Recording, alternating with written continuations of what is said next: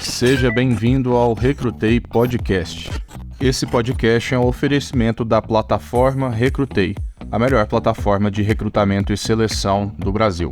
E agora começa o Recrutei Podcast.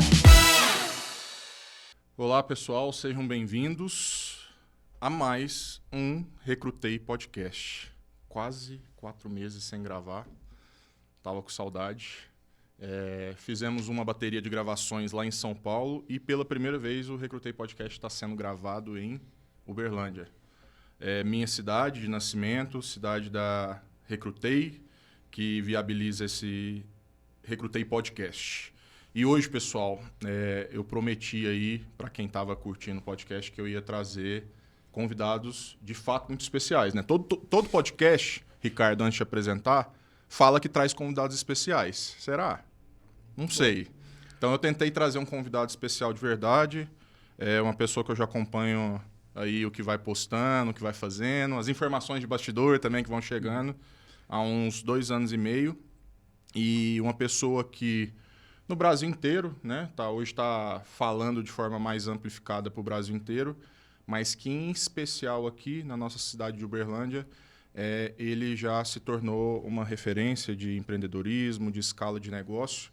E nós que somos aí, vamos resumir, da inovação, sabemos que quando a gente tem uma referência perto, quando a gente pode sentar, igual eu vou ter a oportunidade e a honra de conversar com o Ricardo agora, você tem na sua cidade uma empresa, que ele vai apresentar daqui a pouco, falar da jornada, que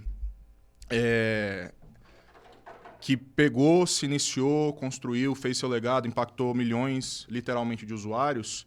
É muito diferente você ter uma referência que você sabe que está ali. No nosso caso aqui, que estava até pouco tempo, até onde eu lembro, no Uberlândia Shopping, de quando você só vê o vídeo no YouTube. Então, queria começar agradecendo que você inspira até as pessoas que você não conhece, né? Isso é muito legal. Então, nosso convidado hoje do Recrutei Podcast, pessoal, é o Ricardo Rocha. Vou pegar a colinha aqui para não pular os pontos principais. E alguns dos papéis, a gente vai falar de papéis também, o tanto que isso é importante.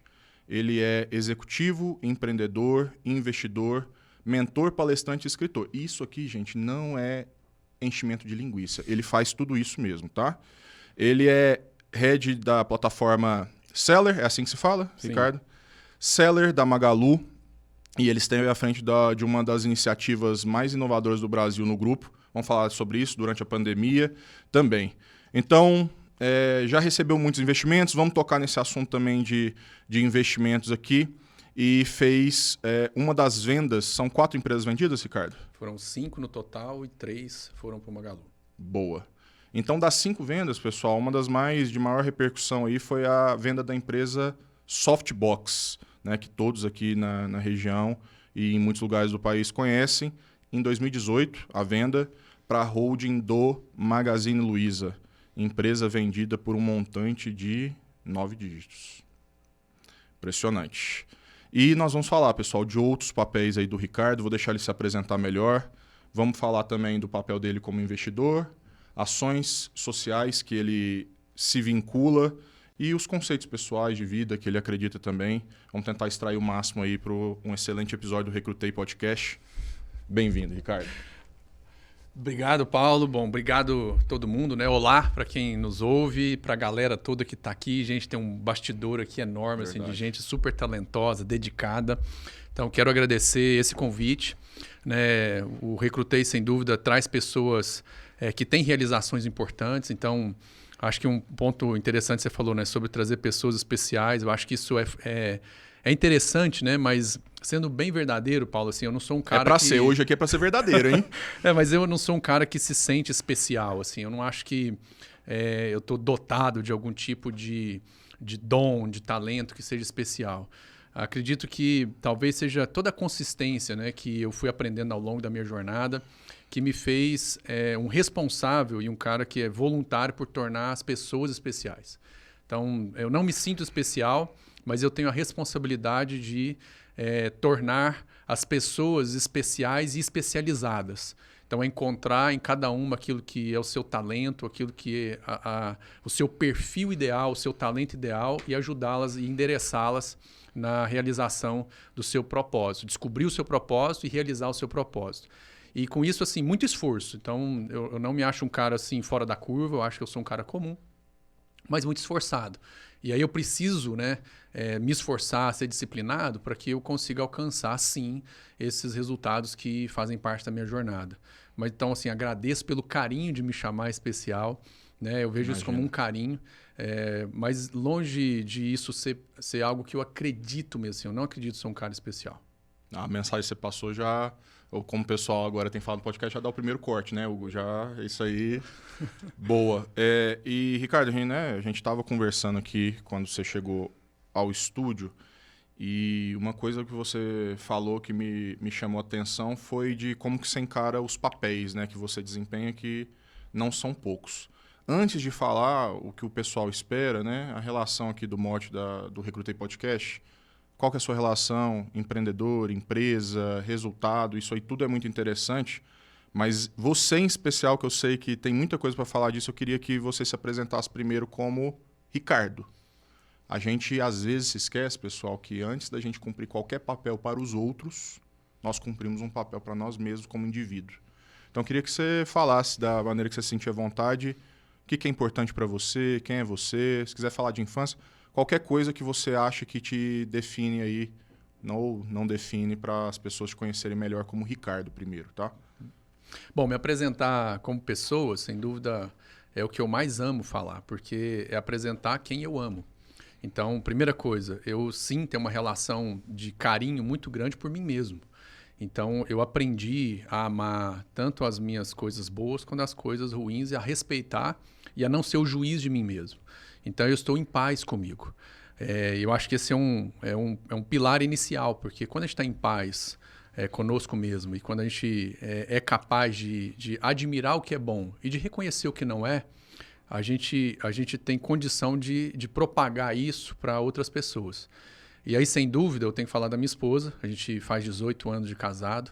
Então, ela é o pilar. Parabéns. Ela é o pilar, assim, ela é a fonte que me inspira a fazer tudo que eu faço.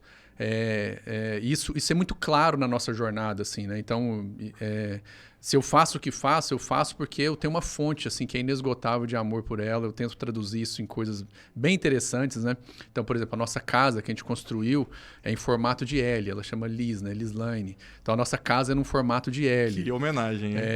E alguns caprichos, assim, que eu gosto de fazer, porque eu falo para ela que eu vou anotando no mundo uma declaração de amor, porque eu não consigo dizer o quanto essa fonte é intensa, profunda e me faz ser pleno.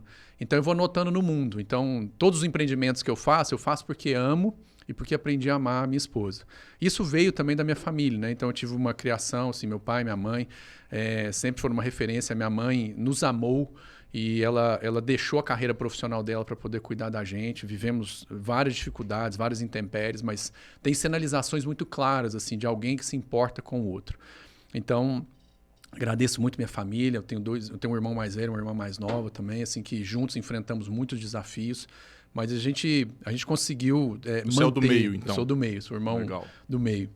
E tenho 4 filhos também, né? Que são, sem dúvida alguma, a dedicação de tudo que eu faço. E aí, o Rafael, 14, a Laura, 12, Raul e Rodrigo, 6 anos, gêmeos, né? Agora no final são 4.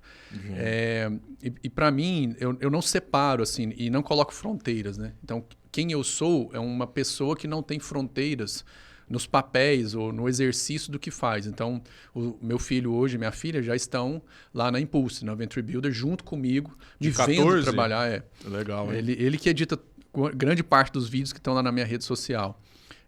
Então, não tem fronteiras, assim. Eu discuto trabalho, converso trabalho com a minha esposa, a gente empreende juntos também. Então, parabéns aí pela namorada que está aqui com você. A gente empreende junto. Então, essa fronteira, assim, o Ricardo é a mesma pessoa em tudo quanto é lugar.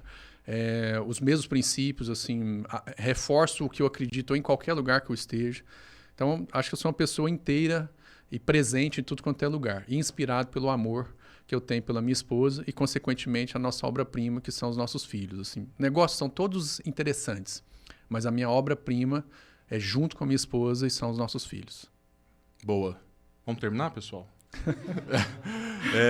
Boa, Ricardo. Começamos bem. E então, eu ainda queria preservar. Estou percebendo que é importante mesmo isso para você. Então, eu queria.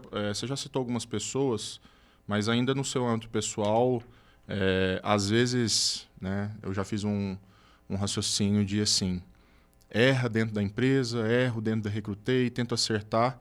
E quando eu redescubro a lição que faz eu solucionar o problema, eu falo assim: nossa, mas minha avó já tinha me ensinado isso há 10 anos atrás e eu, por algum motivo, esqueci. Então, quem dessas pessoas ou de outras que você não citou ainda no seu âmbito pessoal foi uma influência na sua construção de princípios, de pensamentos? Bom, sem dúvida, meu pai. Meu pai é um cara que estuda até hoje. Ele acabou de formar em nutrição aos 72 anos de idade. Nutrição? Nutrição. Minha mãe também agora formou em nutrição com 50 e poucos anos, segunda formação. Ele formou em direito aos 50. Então, ele não parou de estudar até hoje, né? E eu vejo ele sempre buscando essa capacitação, esse aperfeiçoamento, né? E esse testemunho dele é de um cara que não se vê pronto, mas se vê sempre preparado ou em preparação. E aí Always in beta, como o pessoal das startups fala, né? Mas assim, muito confiante, né? Você conversa com meu pai, é um cara muito confiante, mas sempre... E aí a palavra que eu vejo é humilde, né? Humilde porque ele está sempre buscando mais conhecimento. E é interessante que ele começa a misturar, né, o direito com a nutrição, então ele encontra com as pessoas, ele faz as correlações. Faz as correlações. Então é interessante. Então, sem dúvida alguma, meu pai me inspira muito. Meus irmãos, né? Então a minha irmã foi a primeira assim, a mudar de cidade mesmo. Então ela foi para o Rio de Janeiro para poder trabalhar, para poder crescer, para poder buscar a autonomia dela e a responsabilidade. A sua irmã é a mais velha ou a mais nova? A mais nova. Nós somos 11 meses de diferença. Tem uma época do ano que a gente ficou a mesma idade. Né? E meu irmão, assim, que sempre foi muito sóbrio, muito correto também nas coisas. Então, assim, eu vejo na família. Né? E a minha mãe muito simples, né? A minha mãe muito cuidadora. Na fase final agora do meu avô, ela que cuidou dele. Assim, de novo, abriu mão, né, da vida pessoal dela. Estava tranquilaça assim, aqui.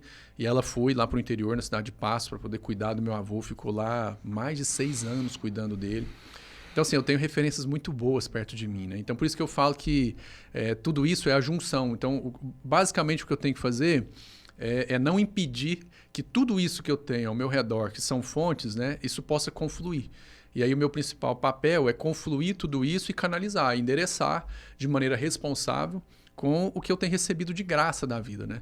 Então essas são as pessoas que me inspiram. Aí eu poderia falar da minha esposa de novo, mas aí vou assim, que é a pessoa que me inspira na sua simplicidade, na sua forma de ver a vida, né?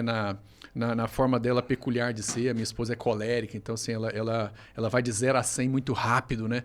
Ela é muito extrovertida, então, e aí eu sou um pouco mais tímido, assim, mas ela é super extrovertida, né? Conversadeira. E eu aprendo muito com ela, né? Assim, ela é mais colorida, né? Você tá vendo aqui que eu sou mais, né? Tava brincando que você quase sumiu no estúdio aí, mais com fundo monocromático, preto, né? Então aprendo muito com ela, né? Mas você viu que o tênis é massa, né? Isso aqui já é fruto da influência da minha esposa. Mas esse negócio de usar preto já é influência do mundo startupeiro. Não, mas é mais também assim, eu não perco tempo de manhã para escolher roupa, né? Então assim, eu já sei o que eu vou vestir desde quando o ano começou. Então eu não perco tempo com isso. Mas basicamente escolho o tênis que eu vou, né? Então, pessoal, daqui a pouco a gente vai falar, tem a página no Insta que tá muito legal, eu aprofundei mesmo, tá muito legal, Ricardo. E fazer um testemunho aqui, que uma coisa que eu percebi diferente no seu Instagram é o quanto você faz questão de falar de princípios. Isso está muito claro lá. E princípios, eles... não confundam princípios com princípios morais, tá? Necessariamente. São princípios de ação, princípios... Quando a gente descobre o princípio, parece que tudo que você tem que desdobrar fica mais simples, né? Porque o princípio é uma luz, né? Ele dá clareza pra gente, ele é universal, ele serve para qualquer um. Então, amar serve em qualquer lugar, perdoar serve em qualquer lugar, acolher serve em qualquer lugar, repartir serve em qualquer lugar. Então, quando você trabalha em cima do princípio, e esse é o seu fundamento, ou seja, sobre o qual você coloca as suas raízes, não é o que você constrói em cima. Sobre fundamentos, você coloca raízes. Os fundamentos de um prédio estão debaixo da terra. E o que você constrói em cima disso depois é sólido, né? Então tem muito prédio que não está sólido, tem muito empreendimento que não está sólido no que se constrói e que é visível, porque não tem bons fundamentos. Então, para mim, os princípios são esse fundamento, essa luz que dá clareza sobre o que a gente depois pode, inclusive, construir. Boa. E, Ricardo, uma coisa ainda falando, né, vendo o que você tem falado, que você tem difundido com as suas palestras ou nos seus vídeos no próprio Instagram, eu percebi um fenômeno, né? E aí é uma visão minha, né? Eu tô aqui no Recrutei Podcast, mas quando eu tenho uma visão minha, eu faço questão para não misturar, mas eu percebi em relação a outras pessoas que falam, inclusive dos temas que você fala muito bem, liderança, venda, formação de time, operação no geral, eu percebo que você faz a questão de fazer um movimento contrário do que normalmente a gente vê hoje no Instagram, falando especificamente. Normalmente a gente vê, principalmente quando alguém vai se posicionar falando do guarda-chuva empreendedorismo, né, no geral, fala assim, cara, eu vou falar aqui meu posicionamento social, assim, é o que eu fiz na minha empresa e tal. E você faz questão de quase sempre ali correlacionar família, o seu papel de indivíduo com a sua obra, né, com o que você tem feito também. Tem um motivo especial para isso? Me explica isso aí, porque, de novo, na minha visão, isso é diferente do que normalmente as caixinhas que as pessoas querem separar na rede social. Basicamente, fundamento, né? Assim, um empreendimento é uma construção de um empreendedor. Então, a fonte de um empreendimento não é só a oportunidade ou a inovação. A fonte de um empreendimento é o empreendedor, porque quem constrói o empreendimento é o empreendedor.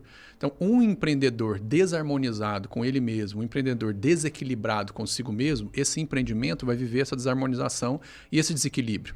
E qualquer empreendimento, como a gente começou aqui, ele é de pessoas para pessoas. Então, eu estou construindo valor com pessoas e estou entregando valor para outras pessoas que vão pagar por esse valor. Então, eu venho de um mundo, né, que é B2B, que é B2C, que é B2B2C, todas B2G, as siglas possíveis, F2C. Né? Mas no final, Paulo, tudo é people to people, é P2P. E essa perspectiva que nós vamos lembrar é de um empreendedor, pessoa, para um cliente, pessoa, com um colaborador, pessoa, com um fornecedor, pessoa, com um prestador, pessoa. Então, todo esse conjunto é gente. E eu preciso olhar para a gente. E gente funciona sobre princípios relacionais. Então, o que eu trabalho lá são princípios relacionais. E quando eu mostro assim as minhas realizações lá, normalmente eu mostro realizações de pessoas, de jornada, de pessoas que tiveram comigo, que triunfaram, mostro meus filhos, minha família. Tem muita gente que fica mostrando só o que conquistou, assim, os bens. Só o que tem. E você não vai ver isso lá no meu Instagram, nem nas minhas redes sociais, porque essa é uma medida que causa ansiedade. O povo olha para aquilo e fala assim, não, mas peraí, para mim empreender então eu tenho que ter esse valor de empresa, eu tenho que ter esse carro, eu tenho que ter esse estilo de vida. Não. Talvez a medida de sucesso de uma pessoa é diferente da minha. E eu estou querendo que alguém fique a menor do que ele pode ser? Não. Isso é um discurso que não dá ambição para as pessoas de forma alguma. Eu quero chegar ao limite máximo de conquistar recursos, mas principalmente de realizar na vida das pessoas o valor que eu vim para realizar. Porque esse é o terreno onde a gente planta. A gente planta em terreno que são pessoas e eu colho a partir disso. Então, toda a prosperidade não vem só do quanto eu consigo arrecadar dos outros. Não, a prosperidade vem do quanto eu consigo ser frutífero no terreno dos outros. É aí que a prosperidade vem. Então, por isso eu trabalho com pessoas, tanto dentro da empresa, na minha família, nos meus ciclos de trabalho. Porque, gente, é o terreno que dá fruto na vida. E quando eu gero boas sementes e planto boas sementes, eu trabalho aqui para a semente ser a melhor possível. Boa. Quando eu planto uma boa semente numa terra boa, a minha colheita é fantástica. Então eu não quero só colher. E por isso eu não fico mostrando só a colheita. Porque aí eu posso deslocar o eixo de valor da pessoa só para a colheita. Olha só o carro, a conta bancária, o barco, a casa, o terreno, o avião, o lifestyle. E tudo isso é legal. Mas eu vou te falar assim, o que me realiza na vida é estar e conviver com as pessoas que eu amo e ter paz com elas. É isso que realiza qualquer ser humano. É você amar e ser amado. É isso que realiza a gente dar paz. O resto é tudo legal, mas tudo passa. O que eu vou deixar para esse mundo não são os bens que eu vou adquirir. O que eu vou deixar para esse mundo são seres humanos, que eu estou lá trabalhando como a minha obra-prima, que são os meus filhos. E o testemunho para eles da minha relação com a mãe deles. Então, se eu quero ensinar sobre respeito, eu respeito a mãe deles. E não fico lá discursando sobre respeito e tal, né? Faço PowerPoint legal, que eu sei fazer, com design massa, né? Com linguagem para geração X, Y, Z ou Alpha, agora eu já tenho geração Alpha lá em casa. Então, nada disso, discurso é legal, mas o que ensina é, de fato, o testemunho nas relações. Né? Isso que eu faço nas empresas, na família, em qualquer lugar que eu Vamos para as provocações? Agora. Eu sei que você não tem medo de se posicionar, não. Então, vou fazer provocações também.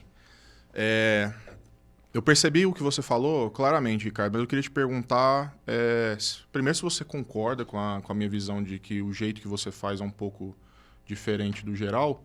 E, partindo desse princípio, por que as pessoas se sentem impelidas a fazer essas caixinhas, principalmente quando vão se posicionar aí?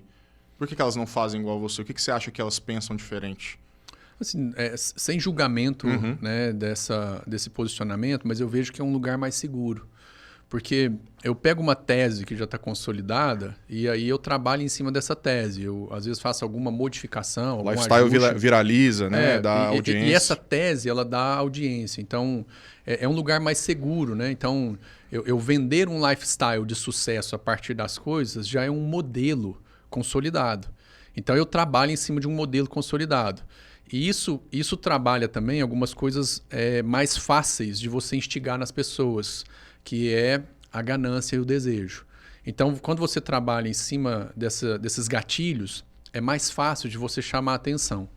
Só que você chama a atenção para aquilo que não é, de fato, um valor e um fundamento. Você chama a atenção para um resultado.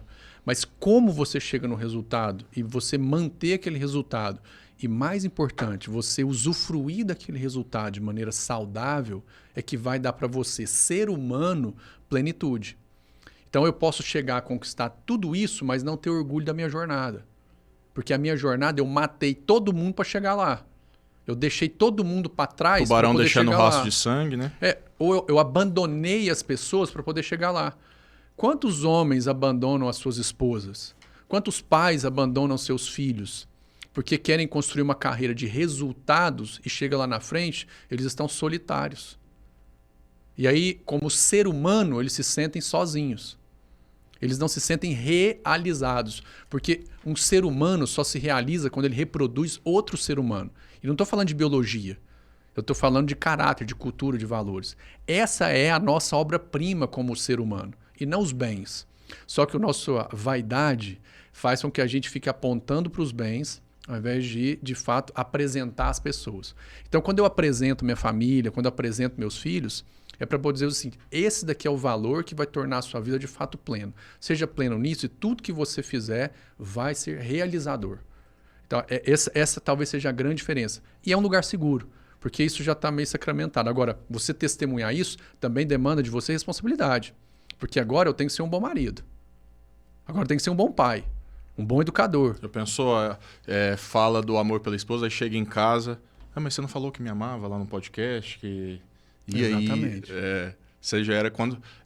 hoje, né, dando um breve testemunho também, Ricardo, eu admiro essa postura sua, porque, inclusive, eu já estive nesse bolo e estou me descolando agora.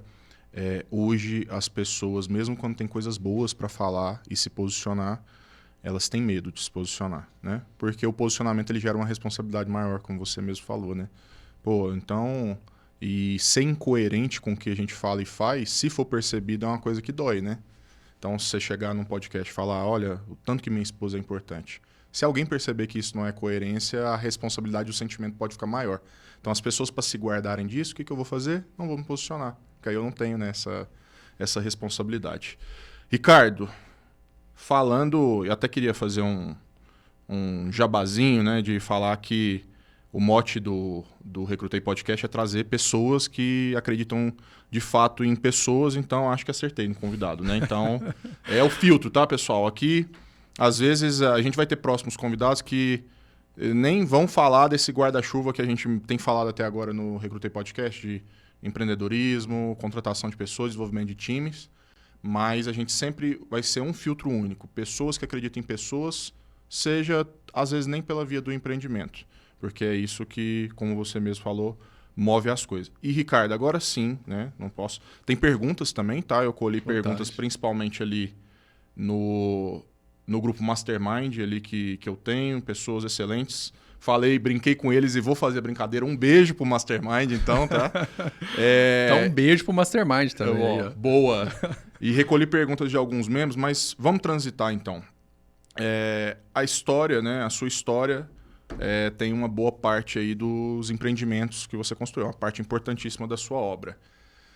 Conta pra gente aí, jornada do jeito que você mais achar que conta. No aspecto pessoal foi o que a gente acabou de trabalhar, agora vamos para um aspecto profissional, né? Bom, minha jornada profissional, ela começou assim, sempre com uma veia empreendedora, né? Mas desde cedo meu pai me orientou e a gente já morou na fazenda, tá? Eu morei por 2 anos na roça mesmo, roça. Raiz? Raiz mesmo, assim. E lá que eu comecei a trabalhar, então assim, com 9 anos eu adubava a plantação de capim, né? Capim na pie, que é o que você trabalha para poder fazer confinamento bovino. No caso lá a gente tinha um rebanho de vaca leiteira. Então a gente plantava capim na pie, plantava cana e eu comecei adubando lá. Aprendizado, nunca ouvi falar disso.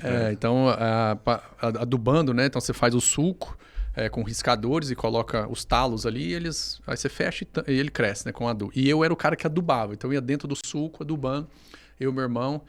Depois a gente ajudava também a cortar o capim, a moer o capim e a servir em balaios, né? Nas cocheiras lá.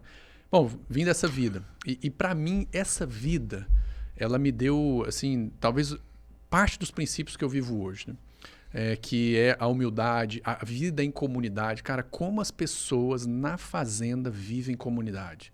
Você precisa de algo emprestado, de um suporte. Eu não tenho essa percepção. Até construção, assim. A gente fazia lá o que chamava mutirão, assim. Você dá comida e os seus vizinhos todos vêm para te ajudar, por exemplo, a colocar o telhado na sua casa, sem cobrar. Então, a vida em comunidade, assim, né, eu aprendi lá. Então, assim, se tem algo que eu sou grato, é esse curto período de tempo que eu morei na roça. Tá certo que na época lá, quando eu ia pra cidade, eu ficava com vergonha, né, de chegar na Brasília. Isso você tinha quantos anos, Ricardo? Entre 9 e 11. E a gente ia pra cidade, a Brasília toda suja, né? Então eu ficava com vergonha de chegar na escola desse jeito. Mas hoje eu olho para trás e vejo assim, o quanto isso foi importante na minha formação. Bom, voltei um pouquinho para o pessoal, né? Mas eu aprendi o profissional lá. Então, lá que eu aprendi o profissional, o exercício da profissão, e meu pai pagava a gente.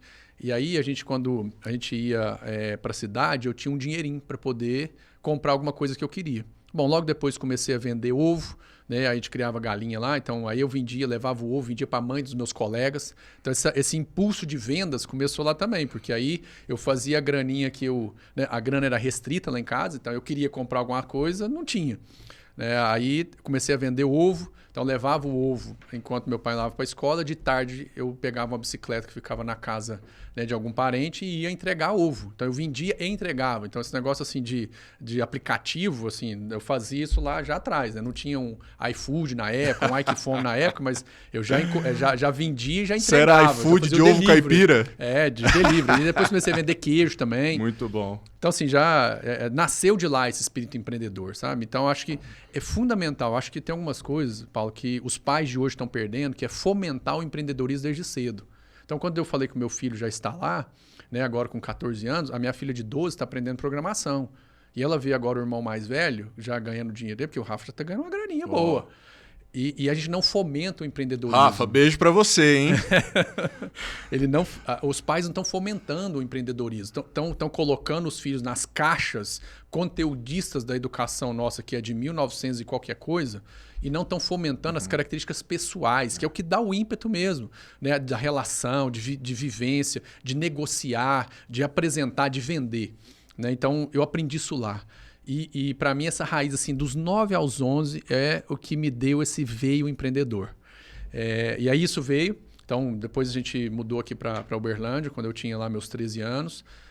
E aí ia com meu pai para o escritório e lá eu tive o primeiro contato com o computador. Boa. Reforça para o pessoal qual que é essa cidade que você se referia da fazenda? Passos, que na verdade é no município de São João Batista do Glória, do lado de Passos. Pequenininha, do lado de Passos, sul de Minas. Sul de Minas. E aí a gente mudou aqui para Uberlândia, né? Fazer um comentário rápido, Ricardo. Eu não conhecia o sul de Minas até janeiro agora. E fui com um grande amigo, Lucas Demos. Um abraço, Lucas. Para você, não pode deixar de mandar um abraço. Fui com um grande amigo porque ele é ultramaratonista. e eu fui ajudá-lo como a staff, né? Porque como aí são dos mais de 200 quilômetros em menos de 2 dias, você tem que ir com o carro para dar Suporte, né? o suporte, Água, a ajudar. água, o Gatorade. Não tem patrocínio, tá, gente? Mas, Mas, né, mas aceita se vier. né? Poxa. E aí, e foi por 11 cidades do sul de Minas. Legal. Eu falei assim, gente, eu não acredito que isso aqui estava no meu estado e eu não conhecia conhecia. aquelas montanhas. Eu já achava ali aquela região do Vale São José dos Campos ali, que Serra tem uma da Canastra. confluência com a vegetação lá, já achava lindo. Eu consegui achar o sul de Minas ainda tão exuberante quanto. Muito, muito legal. Chega numa cidadezinha pequena, uma igreja do tamanho do mundo, é uma coisa impressionante. Porque é um lugar onde as pessoas se encontram como comunidade. Praça agora eu estou correlacionando. As praças muito cheias ainda. Eu não tinha feito essa correlação. Vive em comunidade. Boa. Então, assim, eu sou muito grato por essa vida lá que eu aprendi a empreender. Bom, aí viemos para cá, tive o primeiro contato com o computador aos 13 anos. E aí foi quando eu me apaixonei pelo quê, né? Assim, pelo processo criativo e tal. Eu comecei a estudar. E aí eu tive a centelha. Então, com 15 anos, eu já dominava o Windows 3.1, Workgroups, Rede Novel, né? E comecei a trabalhar com computação. Depois comecei a dar suporte, era muito novo na época. Com 15 anos, eu dava suporte, dava aula de WordStar e Lotus Notes, né? Que era planilhas na época. E comecei a dar aula de WordStar, depois veio o Word, veio Excel.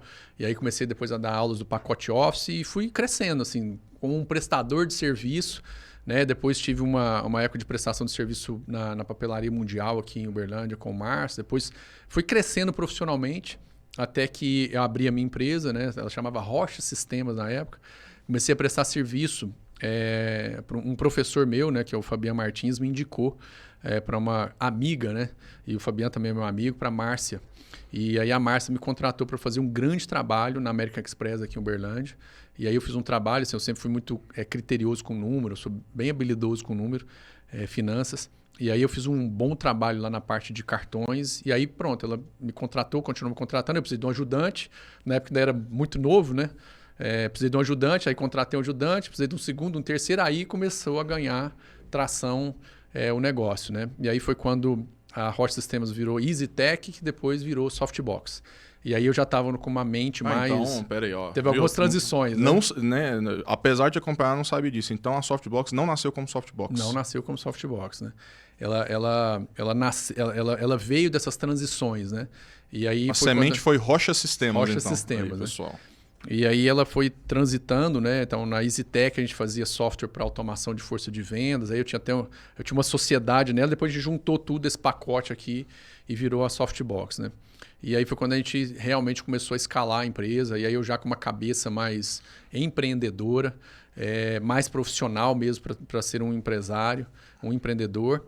E aí foi quando a empresa foi ganhando tração. Aí a Softbox foi a raiz de outras empresas que a gente foi criando. Criamos aí vendas e aí em 2016 a gente recebeu o nosso primeiro aporte e ela depois fez uma fusão com a Yandé, a gente fez um exit dela em 2021. Então foram as duas primeiras, né, que a gente liquidou. E aí depois as outras três que a gente fez a venda para o Grupo Magalu em 3 de dezembro de 2018. E aí foi quando eu comecei na jornada executiva lá no Magalu para poder criar e construir toda a experiência, né, de plataformas 3P lá no Magalu. Né? Então, esse é um breve resumão, tipo aquele resumão pré-vestibular, mas que dá para mim uma realização muito jóia. Né? E aí, quando o Magalu comprou, ainda tinham algumas empresas que o Magalu não comprou, que permaneceram. E aí, foi na época que a gente criou a Impulse, que era uma aceleradora apenas, porque eu não podia dar foco. E que agora a gente acabou de converter numa Venture Builder, né? Então, a Impulse Venture Builder que está hoje operando lá no Uberlândia Shopping também. Nós temos um prédio lá, onde todas elas estão. São 6 hoje lá, ao todo. Eu opero agora essa Venture Builder, né? 6 startups? São 6 startups hoje. Então, queria pedir para você falar um pouquinho pro pessoal, Ricardo. Eu sempre tento fazer isso para manter os conceitos democráticos, né? A gente pode ter várias... Tipo, assistindo o que é uma... plataforma 3P, que você citou, ótimo. E vamos conversar sobre isso. O que é essa tal de Venture Building? O que é, o que faz? Bom, a plataforma 3P, que eu tive o privilégio de trabalhar e de liderar um time fantástico lá no Magalu, é a plataforma Third Party. O que é Third Party? São terceiros vendendo dentro dos canais do Magalu. É quando um varejista, uma indústria, que tem um produto, ele não tem audiência ou não tem um canal digital, ele aproveita a audiência e o canal digital do Magazine Luiza para poder vender os seus produtos.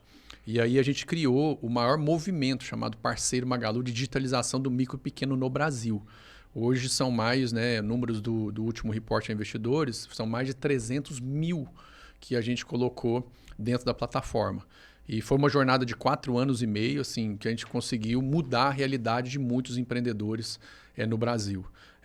Total de faturamento 16 bilhões de reais e a vertical como um todo que eu liderava lá até agora, junho. Então tem essa novidade para contar aqui para o seu público, né? Que eu fechei o meu ciclo agora muito bem fechado, com todo louvor lá no Magalu e que agora eu parto para essa jornada. Mas voltando, são os varejistas que vendem e que eu deixei uma vertical lá construída com um total de 22 bi de e, Ricardo, se eu não me engano, esse parceiro Magalu ele foi embrionado ou lançado ali num dos primeiros picos da pandemia do Covid? 31 de março de 2020, ou seja, 17 os lockdowns sucessivos quando começaram a acontecer. Quando os lockdowns começaram a acontecer, o Fred me ligou e falou assim, Ricardo, nós temos que lançar agora o parceiro Magalu. Por quê? Porque o micro e pequeno precisa da gente. Eles não estão prontos para o digital e se a gente não lançar agora o programa, eles vão quebrar.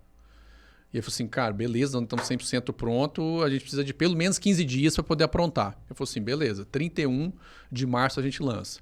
Cara, eu não sabia se era de dia, de noite, se eu estava almoçando, jantando, tomando café e o time junto comigo, assim, em 15 dias nós demos a acabativa. Claro, nós fizemos um ano de 2019 inteiro trabalhando o produto, mas a gente ia fazer um go-to-marketing experimental em março e fevereiro nós já tínhamos aprontado a onda 1 do go-to-market, então, ou seja, aquele produto ainda saindo do forno, né?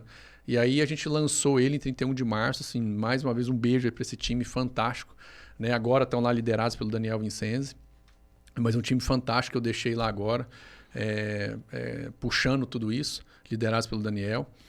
E a gente lançou isso em 31/3, e aí foi um sucesso. Porque muitos empreendedores vieram para dentro da plataforma e aí foi quando a gente começou a escalar e a gente encontrou a linguagem do micro e pequeno, né? E isso hoje é muito representativo, tanto para o Magalu quanto para o micro e pequeno empreendedor que está lá com a gente. Eu vou ficar um pouco mais nessa história porque sei um pouco dela e ela é muito interessante. Vocês chegam a vocês, ou principalmente nessa época ali mais apertada da pandemia, eu imagino que chegava até vocês testemunho de como que isso foi um lugar para se agarrar no cara que para onde vou. Sim. Pode falar um pouco desse testemunho? Claro. Que chegar a história, alguma história fala assim, se não fosse a plataforma, para onde esse microempreendedor iria, né? Assim, dá para contar porque, de novo, né, já percebendo como é meu perfil, eu tinha contato com essas pessoas, né? Então eu visitava, eu ia, né? Então eu acredito no sangrar, suar e sujar. É assim que a gente empreende. Então eu ia pra rua, eu visitava, né? Transpirava, gravava stories no meio da rua. Então eu conheço, né, parte, né, dessas pessoas, assim, e tem 10 que ainda tem meu celular e eles falam comigo diretamente, gente pequena, assim, fatura 30, 40, 50 mil. E em especial teve uma que um dia mandou uma mensagem assim, Ricardo, eu queria te agradecer muito. Porque esse projeto viabilizou para mim o meu primeiro carro zero. No começo do ano, quando a pandemia havia estourado, eu mal tinha dinheiro para poder colocar gasolina no meu carro velho. E agora eu estou comprando meu carro novo. E mandou as fotos do primeiro HB20 marronzinho. Imagino que era uma pessoa que não tinha nem tido cheiro do que era o digital. Não sabia o que era digital. Ingressou no digital a partir do parceiro Magalu e conseguiu colher esses frutos, né? Então, quando eu olho isso, aí um dia eu cheguei para meus filhos assim, filhos, olha aqui, olha o que o papai gera de valor, né? Ai, papai, você dá carro para os outros? Não, filho, papai não dá carro para os outros, mas assim, o trabalho do papai viabiliza a autonomia para as pessoas poderem realizar seus sonhos, né? E aí, quando você mostra esse tipo de trabalho para uma criança, ela entende o que você faz. Papai, então você ajuda as pessoas a realizar seus sonhos e isso. É isso que o papai vende. Aí, através de uma plataforma, através da tecnologia, mas tudo como meio. Mas o que de fato a gente fez, né, e faz com a plataforma hoje é dar acesso ao micro e pequeno que ele não teria acesso. E eu acho legal demais a definição de propósito do Magalu, né, porque é levar a muitos o que é privilégio de poucos. Eu acho esse propósito nobre. E foi isso que casou a gente. Assim, a gente casou lá em dezembro de 2018 porque a primeira coisa que a gente discutiu não foi quanto valia a empresa. A primeira coisa que a gente discutiu era a nossa cultura e o nosso match cultural. E segundo, qual era o propósito. Então, quando o Fatala conversou comigo sobre o que queria fazer, isso chamou minha atenção. Falei assim, isso fala com o meu propósito. Então, meu propósito pessoal, Ricardo, é impulsionar pessoas e negócios. E nós estaríamos impulsionando o empreendedorismo no Brasil. Falei assim, cara, então, deixa eu te falar, eu quero é pular para esse barco de todo jeito. E aí foi assim, sem dúvida alguma, um dos grandes sucessos assim, que a gente teve, porque o time foi muito comprometido. Mas antes a gente falar de dinheiro, lá na venda das 3 empresas, nós falamos de cultura, de match cultural e de propósito. E aí, alinhados nisso, né, tanto que o Fred, na minha despedida agora, falou assim que parecia que a Softbox sempre tinha sido Magalu. Por quê? Porque a gente fez um match cultural. Ele falou assim, ó, foi a aquisição mais assertiva que a gente fez até hoje. Por quê?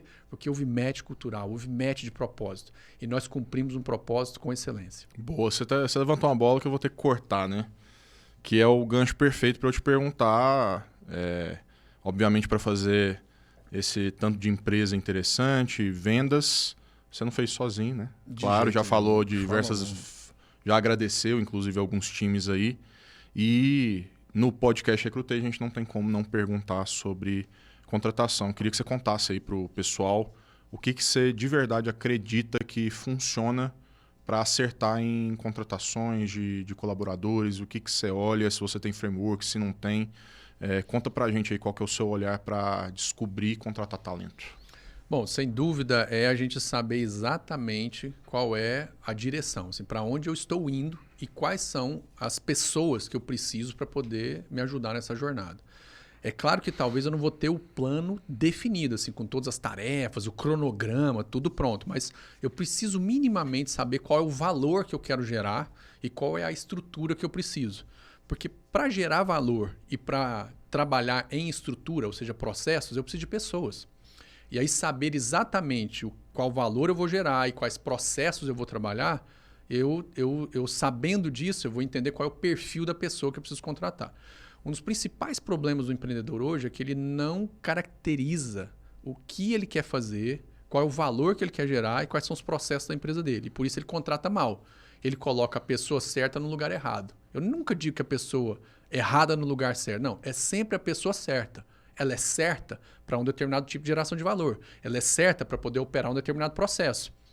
A gente é que colocou essa pessoa no lugar errado.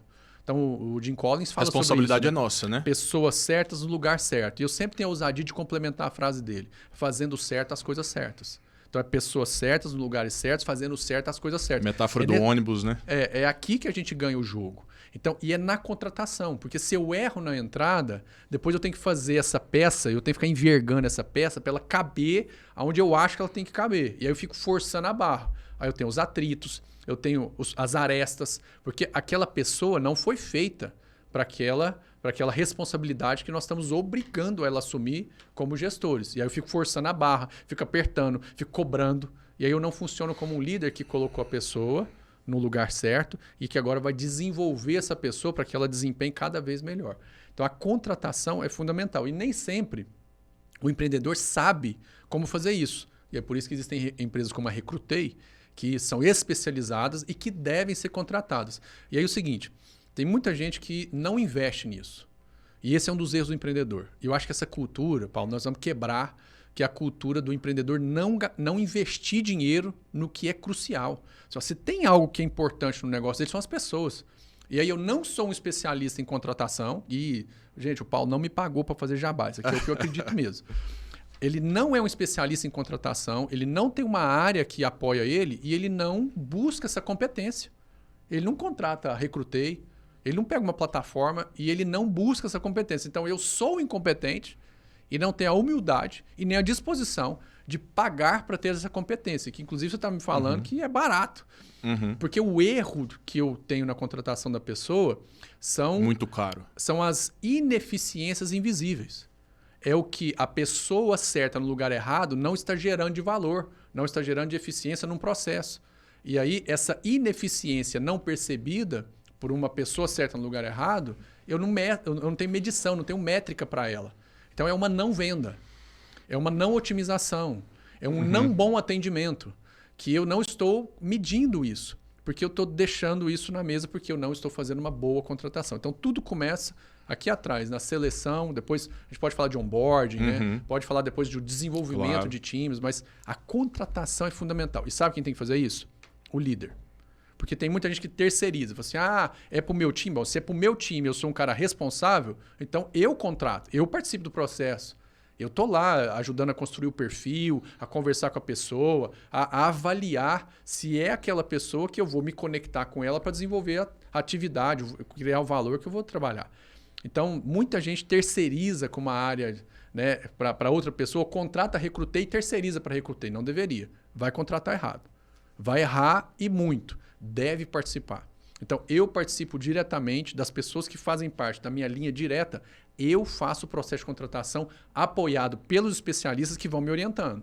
E eles vão me dando todo o norte para o processo de contratação. É, muito bom. E tenho, Ricardo, aí nesse assunto aqui eu posso dar uns pitacos também, né? A gente, Você é o especialista. Pô, né? A gente tem a oportunidade de enxergar o prisma desses desafios de contratação. Vou aproveitar também, dar uma olhada na garganta. Então a gente tem os desafios, a Recrutei agnóstica do ponto de vista de clientes, né? Então hoje dos mais de 200 clientes, a gente tem tudo que você imaginar. Tem empresas menores, empresas de mais de 1.000 colaboradores, de menos de 500, de mais de 100. E, cara, eu costumo brincar que eu tenho uma filosofia sobre o mercado de contratação. Se a Recrutei quebra amanhã, eu provavelmente vou procurar fazer alguma coisa em contratação de talentos de novo. E por quê? A gente, né, por curiosidade, vai tentando entender dores de negócio e de mercado que não necessariamente estão naquilo que a gente está fazendo por meio do nosso negócio agora. E eu falei assim, cara, como é que pode ter uma dor tão universalizada como contratar? Eu costumo brincar, você chega no advogado, ele fala assim, nossa, Paulo, o bicho mais difícil de contratar na face da terra é o advogado. Você chega na empresa, na construtora, na empresa de engenharia, ele fala, o bicho mais difícil de contratar é o engenheiro. Você chega no instituto de pesquisa, pesquisador é difícil de contratar demais. Qual que é a conclusão? Ele está olhando o problema pelo prisma dele, pela dor que ele sofre, mas a essência é que contratar bem é desafiador. Então é uma dor universalizada. Mesmo, você pode pegar país emergente, fizemos já pesquisa, país ditos aí, né, a nomenclatura de primeiro mundo, você chega lá, tem norte-americano reclamando de como é difícil acertar. E aí, para mim, vem um paradoxo que eu queria te provocar. A dor, como você falou, o desafio de contratar bem, a importância do gestor estar envolvido é importante e o recrutamento é uma das últimas áreas no Brasil a subsistema de negócio a ser digitalizado. Onde que está o ruído? Você falou até agora no podcast que pessoas movem tudo, é people to people. Os empreendedores em tese deveriam pelo menos saber essa essência, ter absorvido esse aprendizado. E do outro lado a gente vê que o recrutamento, você chega às vezes em empresa de faturamento milionário, relevante, estruturada, tudo é mais ou menos estruturado e bem para ele chegar até lá. Aí você olha o recrutamento e você percebe que às vezes nem profissionalizado foi ainda direito. Onde que está o ruído? Uma coisa tão importante não ser tratada como importante, na sua percepção. Me permite quebrar um paradigma aqui? Claro. Então, já que você falou que é diferente, claro. Então, assim, eu não acho difícil contratar. Eu não acho. Eu acho que a gente não tem a habilidade para contratar. Boa. Aí eu tenho um problema de formação. Mas não é um problema... Aí, porque eu tenho um problema de formação, eu tenho um problema de execução. Então, a minha execução é ruim porque eu não tenho a habilidade de contratar. Agora, que o líder, a primeira habilidade dele é de fazer o quê? Selecionar as pessoas que vão fazer parte da equipe dele. Então, a gente tem muita gente que se intitula líder e que fala que é difícil contratar. Então, esse cara não é líder. Esse cara, no máximo, é um gestor. Porque se ele é um líder, não é difícil contratar. Agora, ele vai acertar todas? Claro que não. Não é um chip que você... Não é um checklist que você aplica num chip na pessoa e você consegue extrair. Agora, o ferramental para você trabalhar um processo de seleção, né? E aí a seleção tem etapas. Então, esse ferramental, você conhecer de pessoas, você identificar perfil emocional, comportamental, você olhar para uma pessoa, Então, tem muita gente que conversa comigo, eu vou identificando, é gato, águia, lobo, tubarão. Rápido. Uhum. Então, essa habilidade, o líder precisa desenvolver. E isso é treinamento. Os líderes não são treinados para poder lidar com pessoas. E se intitulam líder porque, na verdade, são gestores. Então, honestamente, a gente só tem dificuldade de contratar porque a gente falta a habilidade de contratar. Porque na nossa escola, a gente não tem, na escola, na educação formal hoje, esse modelo de como é que a gente cria e desenvolve relações. A gente não é estimulado a uma vida, a uma convivência social. A dizer sim, dizer não. Parte da nossa dificuldade de contratação é que a gente não sabe dizer sim, dizer não. E outro problema da contratação é a urgência da contratação. Como eu não me planejo, que é outro problema, a gente não tem matéria de planejamento na nossa educação.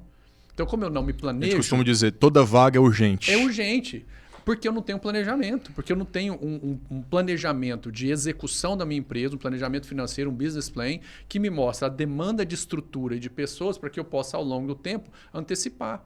Então, nas nossas startups, a gente sempre contrata antes da demanda chegar. Claro, existe uma linha que vai percorrendo. Então, o BP está sendo executado, nós vamos criando a estrutura para o que virá.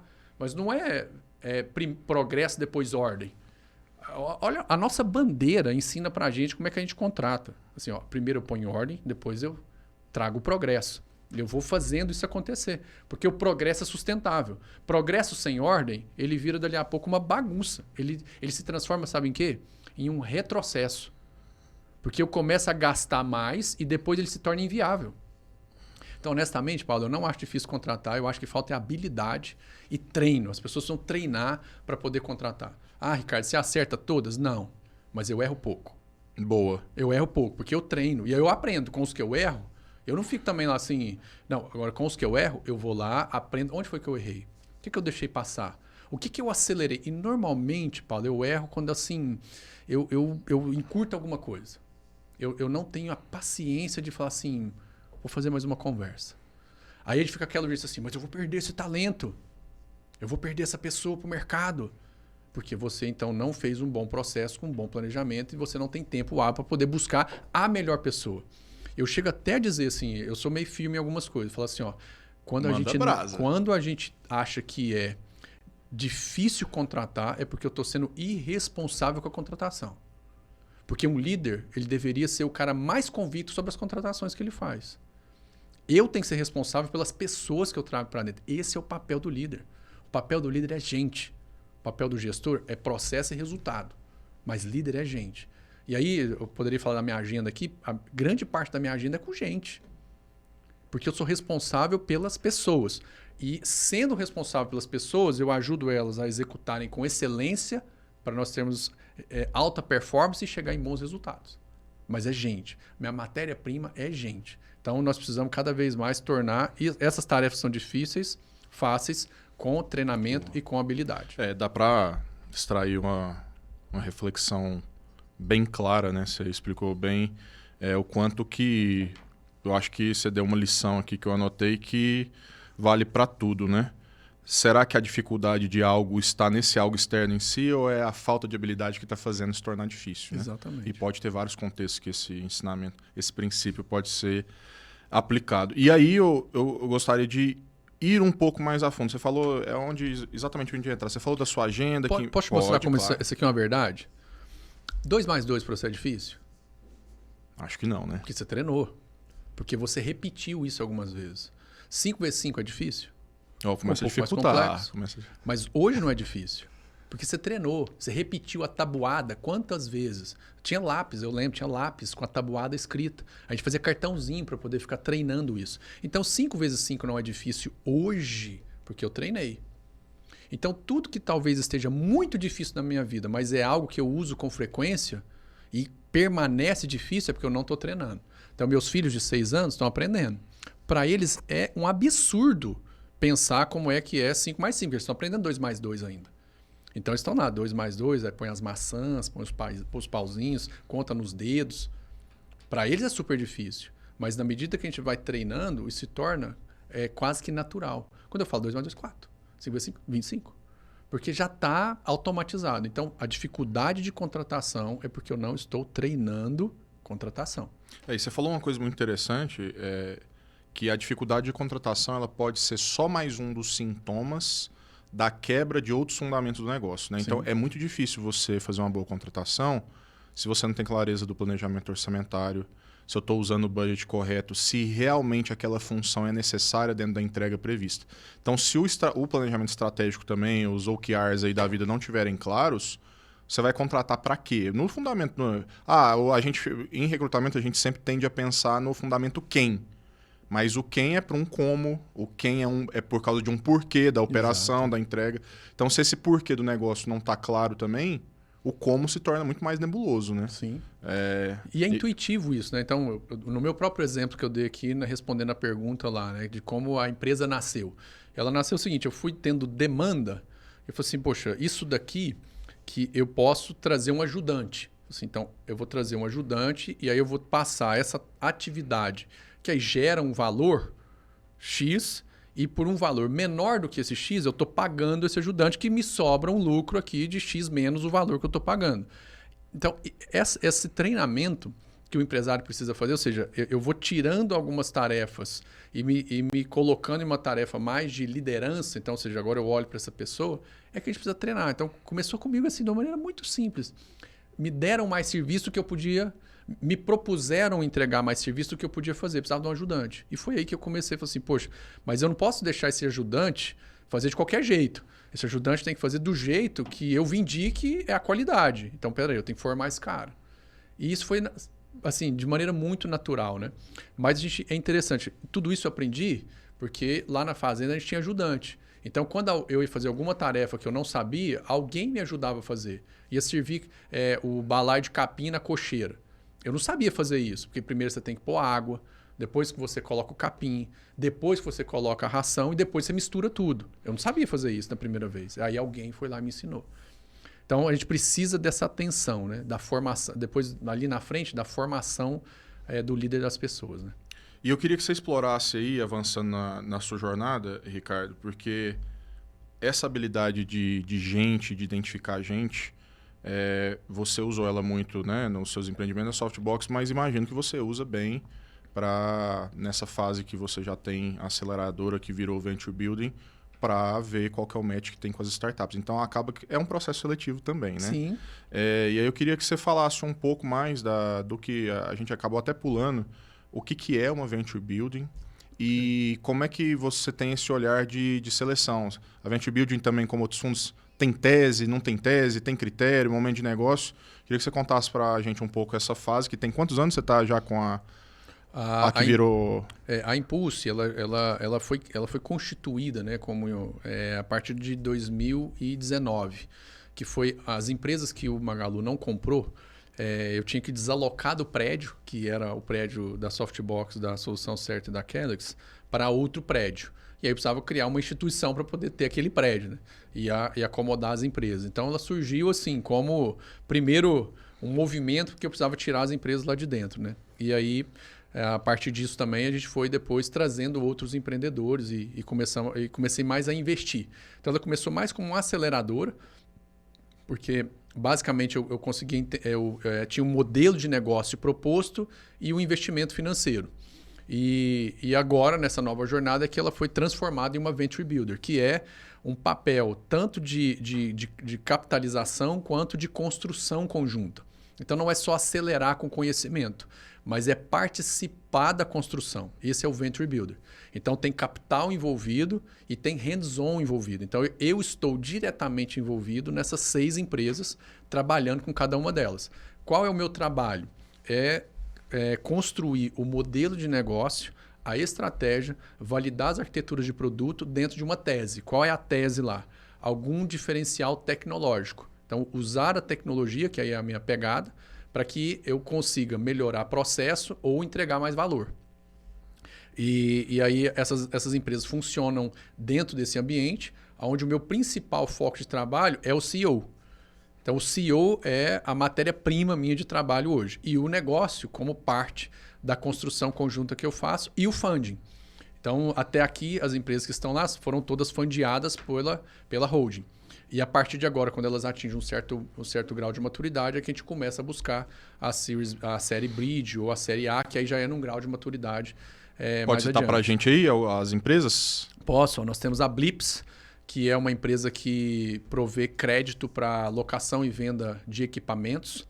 Ela tem uma tecnologia e um motor de crédito muito próprio. A Topway, que é uma empresa de nutrição, que trabalha a construção, né, de alimentos que sejam focados em nutrição. Tem a Crédito Express, que é uma plataforma de formalização de empréstimos, que tira toda a papelada, e a gente foi escalada dentro do Banco Central, no lixo, a gente passou lá no Banco Central, assim, recebemos um reconhecimento bem legal, com biometria vocal para assinatura, assim, foi bem legal. E ela está começando a escalar agora. Tem a Digio, que é uma iniciativa que o Orseni, que era um dos sócios, trouxe lá para dentro. Tem a Lansap agora, que é a mais novinha de todas, né, que é a nossa... a startup nossa de educação empreendedora, que nós estamos chamando, que agora eu quero amplificar esse trabalho, né, e essa educação do que eu vivi, do que eu experimentei e de tudo que eu consegui pragmatizar e agora transmitir para as pessoas. Então, essas são as empresas que a gente está trabalhando lá dentro hoje. Boa. E um último arremate sobre essa questão ainda do olhar de pessoas na primeira fase da esteira e da contratação. Na média, como são os desafios dessas startups em relação a isso? Existem também? Que isso, demais. Bom, a gente vive as dores de qualquer empresa que está começando, né? E um dos aprendizados que a gente tem colocado lá é que a empresa precisa atingir a sua própria autonomia. Então, eu tenho só casos de sucesso lá? Não. Esse ano nós fizemos write-off de 2 iniciativas. Para quem não sabe o que é um write-off, o write-off é o fechamento, né? A gente entendeu que o negócio não vingou. E a gente fez o write-off de 2 dessas iniciativas. Então, não tem só case de sucesso. Porque são teses, são hipóteses, são possibilidades. Aí você começa testando o produto, depois você testa o produto no mercado e depois você testa a sua estratégia de distribuição com canal, com precificação e principalmente unit economics, né? Que é a margem que isso gera e que dá saúde para o negócio. Então, em alguns momentos, você cria a tese, testa e fala assim, cara, não vai. E aí você tem que ter a firmeza emocional de falar assim, não deu. E eu preciso aceitar que não deu. Então, a gente enfrenta desafios, sim. Assim, tem dores, tem cicatrizes para tudo quanto é lado. Assim, a gente senta nas reuniões para poder entender aonde a gente pode melhorar. E aí já tem startups que já deram break-even. Então, a Blips, por exemplo, que é a que mais despontou até agora, ela já atingiu o break-even, ela já está indo para a rodada de investimentos. A Topway é uma empresa, né, de nutrição. Ela recebeu há 3 meses atrás, né? Ela fez um Media for Equity com o Lucas Luco. Então, o Lucas Luco agora, né, ele está na jornada, né? A gente já namorava já há muito tempo, né? Mas ela precisava ter um tamanhozinho assim para o Lucas estar dentro efetivamente, né? E agora, Lucas Luco agora que está virando multi-empreendedor aí também, multi-empreendedor, né? E o Lucas é um cara novo, mas de uma cabeça assim muito empreendedor, assim, fantástico, assim, Lucas, e um cara muito de gente, assim. Falando do Lucas, né? Uma coisa que é muito notória quando a gente está junto, andando assim, é o quanto ele é carinhoso com as pessoas e atencioso. É impressionante, assim. O Lucas é carinhoso e atencioso com todo mundo. A gente estava fazendo no coquetel lá de lançamento, a moça que estava fazendo os coquetéis, né? A hora que viu ele passando assim, ela ficou assim, querendo chamar ele. Ele parou, olhou. Aí falou assim, você quer tirar foto comigo? Ela, é o que eu mais quero. E aí ele tira foto... Já percebe no olhar, né? Ele tira foto assim, encostar, sabe? O Lucas é muito carinhoso, muito caprichoso e assim, muito disciplinado. E por isso que deu match cultural, né? Deu match com a gente, né? Então, ele tá lá com a gente. Então, assim, a Top despontando modelo de Media bastante. for Equity vou te convidar para um novo episódio, às vezes, para a gente falar só disso, ótimo, viu? Porque é uma tese que eu acredito, estamos vendo se faz sentido para Recrutei, mas o conceito por trás do Media for Equity é muito legal, né? Às vezes a mídia tem mais poder do que o dinheiro direto. Perfeito, exatamente. Por quê? Só resumindo, qual é o grande problema de qualquer lançamento de produto? Ele não é conhecido, ele não tem um branding. E aí você precisa criar esse branding. Branding é a marca, né? É o reconhecimento da marca pelas pessoas e a segurança de que aquela marca realmente ela entrega o valor. Porque é uma luta de marcas, né? Poxa, quantas marcas nós temos? Então, o Media for Equity ajuda a reforçar essa perspectiva, né? Como inclusive, né, deixei alguns livros aqui. O livro que eu gosto muito aí do Clayton Christensen, lá de Harvard, que atribuem a ele, inclusive, um conceito que é super importante para nós do job to be done, né? Você conseguir identificar o job que está por trás de uma feature no produto e tal. Li um trecho ontem, inclusive, muito interessante sobre isso, Ricardo. Ele falando de como esse conceito da... Chega uma fase de negócio que às vezes os produtos ficam muito pareados. Porque o grau de demanda que o mercado tem, ele já foi entregue pelos principais 3 players. Né? Então, tá ali. Daí em diante, como funcionalmente você quase não tem espaço para inovar, no sentido de que não é que a inovação tenha fim, mas de que o mercado está preparado até... Você pode ter um excesso de inovação que também não é bom, que está preparado, a cultura está preparada. A partir desse momento, se você não tiver uma diferenciação de marca, porque gera confiança, que aí ele fala que entra na fase da confiança. Produtos parecidos fazem confiança. Sem marca, confiança não vai existir, né? Impossível. E aí a gente queria... Vamos caminhar pro trecho final, e aí eu vou fazer perguntas mais bate-bola, né? Maria Gabriela ótimo. Não, tá? Mas né? Não tem como. Viu como é marca? Você fala de bate-bola, você fala de papo rápido. Ela que né, começou lá, deixou a marca dela, a gente sempre lembra. Queria, né? Sou me considero, pelo menos, se não estiver auto-enganado, amante da leitura. É minha forma de aprender, principal, ler. Inclusive, minha namorada briga comigo, às vezes ela quer assistir um filme, eu quero ler, né? Temos que entrar num consenso, né? Livros. Falamos de pessoas, referências, você falou do seu pai. Antes dos livros, pessoas, referências mais no sentido de aprendizado empreendedor, esses temas que a gente está falando, e depois livros que podem ter sido divisores para você. Bom, se for falar sobre fundamentação, assim, eu sou um cara cristão, de princípios, embora seja um cara que eu não me considero religioso. Porque eu gosto dos princípios cristãos, porque para mim eles são universais. A religião dá uma forma de aplicação, de convivência, né? E aí cada um escolhe essa forma que mais se conecta. Mas todos os meus princípios são cristãos. Então, assim, eu sou totalmente inspirado por como Jesus viveu, né? Então, assim, e é engraçado porque eu olho para Jesus assim, e tudo que salta da leitura minha salta como um empreendedor. Então, assim, e eu medito todo dia, né? Eu tenho um hábito diário que eu faço uma reflexão de segunda a sexta-feira, em que eu faço uma reflexão em cima dos evangelhos ou de algum texto bíblico. Os apóstolos seriam a primeira camada do time formado. Exato, não, cara, assim, ó, dá para você sistematizar todo o processo lá de seleção, associação, conexão. Propagação da marca e da mensagem. Assim, para mim é muito claro, né? Então, assim, a leitura para mim do evangelho, assim, é inspiradora para empreender.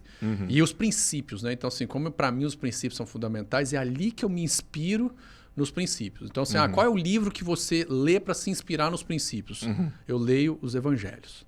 Leio as cartas Algum de Paulo. especial? Eu gosto dos 4. Assim, os 4 são muito jóia porque cada um tem uma perspectiva, né? Lucas era um médico, assim, um cara mais técnico, mais caprichoso nos detalhes e tal, dados estatísticos, né? Geográficos. Né? João já é um cara mais amoroso, assim, mais relacional, um gato, né? O perfil dele era gato. Já Lucas era um lobo, né? Um cara assim mais de execução.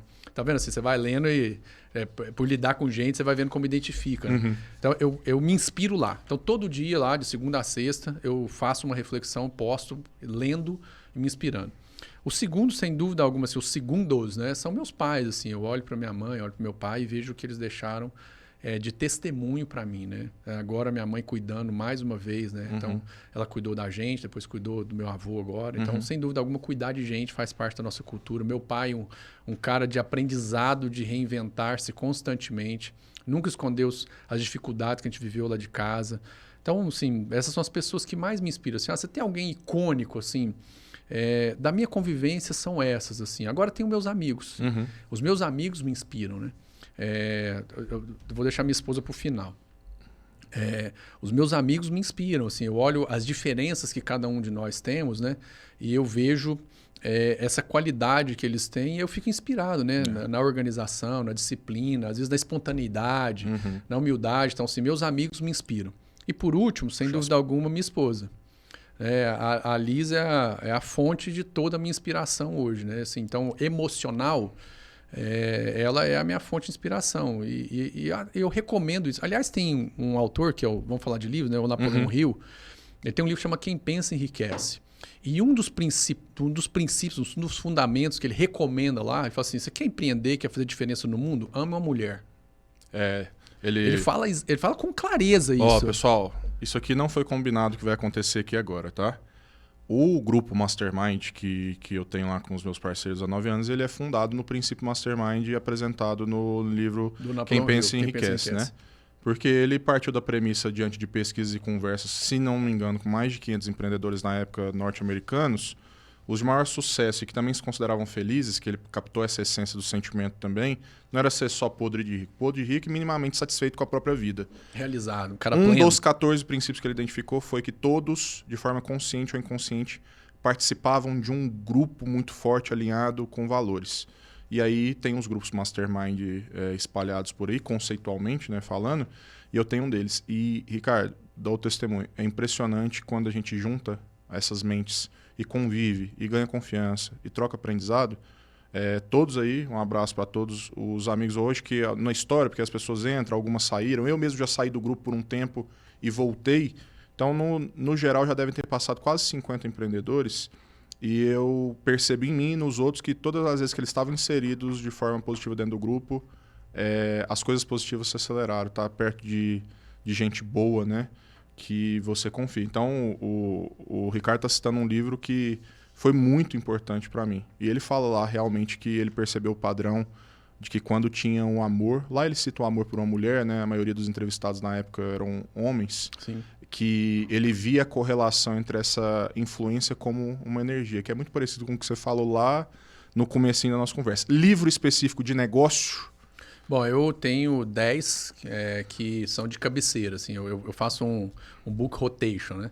Então, a hora que eu gosto de um livro, assim, eu vou introduzindo outros ao longo do ano, né? Mas, assim, ó, o meu top é o Monge Executivo, assim, em que ele inverte as pirâmides, né, e fala da liderança servidora. Então, para mim, ele é fundamental nesse conceito. Depois vem Quem Pensa Enriquece, depois vem Quem Vende Enriquece. Né? Esse eu não li ainda. Ele é verdinho. Não sei se está verde ainda, né? Mas o que eu tenho lá é verde. E é do próprio Napoleão Hill ou foi uma continuação depois? Ele é uma extensão de parte dos princípios que estão no Quem Pensa, focado em vendas. Legal. Depois tem um livro que inclusive está aqui, que é o Essencialismo, assim, que muito é brutal. Assim, fundamental, muito bom. Você fala assim, qual é o livro que qualquer empreendedor começa a ler? Não é o Monge Executivo, embora para mim seja o primeiro, é o Essencialismo. Assim, começa lendo o Essencialismo e vou ler um livro da minha vida empreendedora. Né? Se for ser só um livro na sua vida, lê a Bíblia.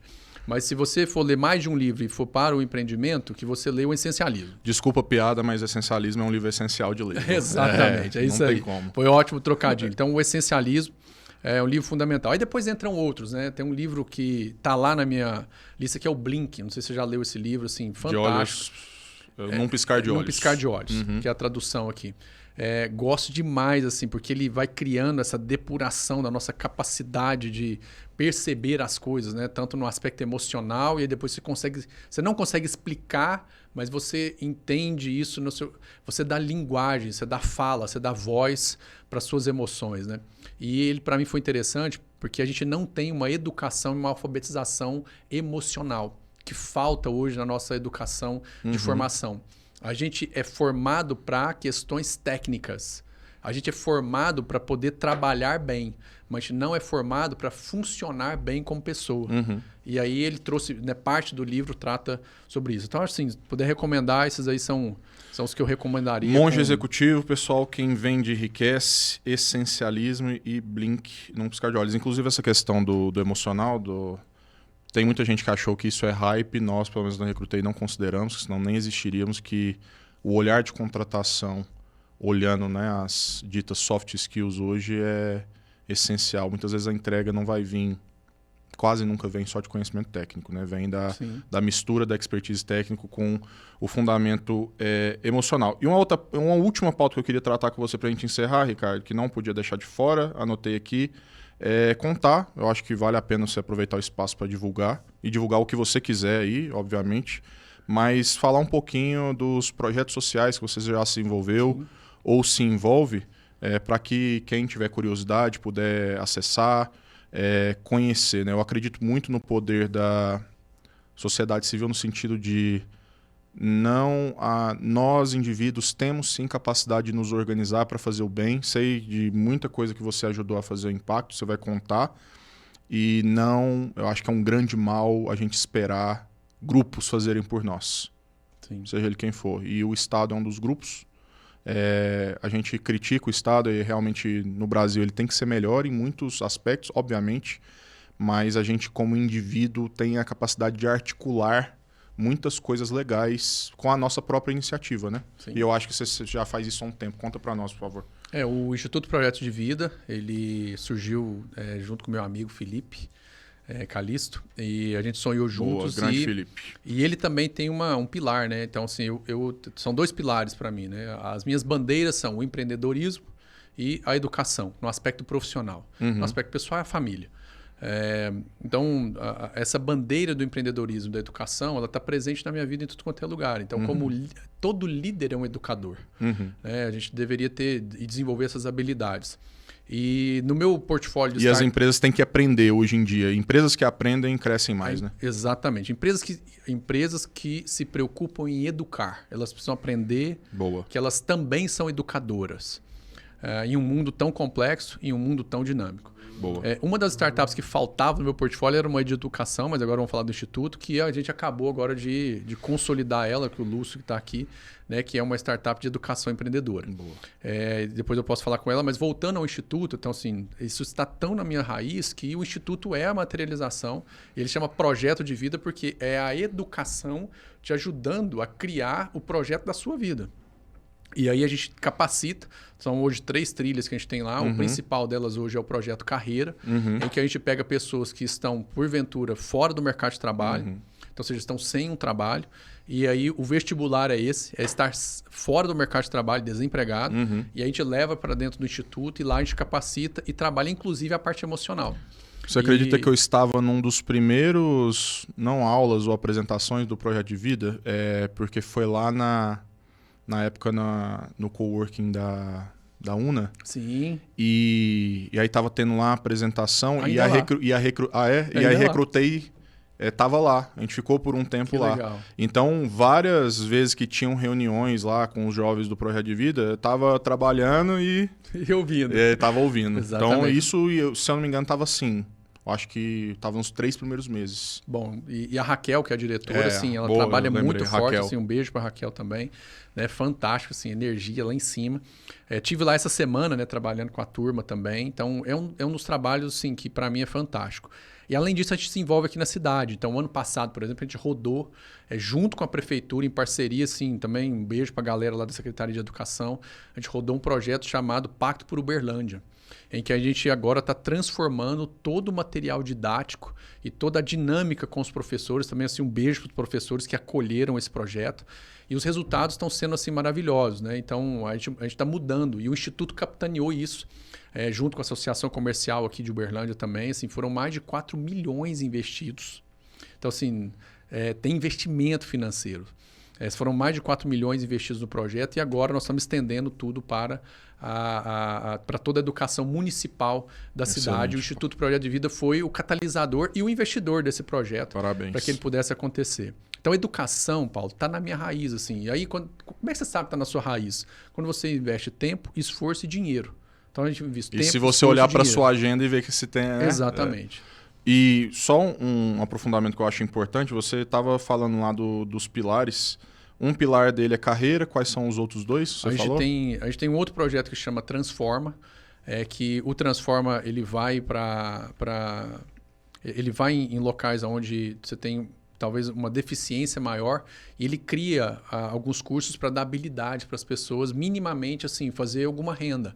Então, algum trabalho manual, alguma costura, né, manicure, assim, algum trabalho que rapidamente a pessoa consiga fazer alguma renda e ela conquistar de volta a sua autonomia financeira ou ela ter um pouco de dignidade financeira. Então, esse é o Transforma, a gente atua nos locais de maior risco, né, social, que a gente fala. E aí tem o Carreira e tem esse outro que a gente trabalha agora na parte de parcerias, em que a gente afeta o material didático e o Esses modelo projetos didático. pessoas potencialmente voluntárias, elas podem procurar? Todos são voluntários, assim, profissionais.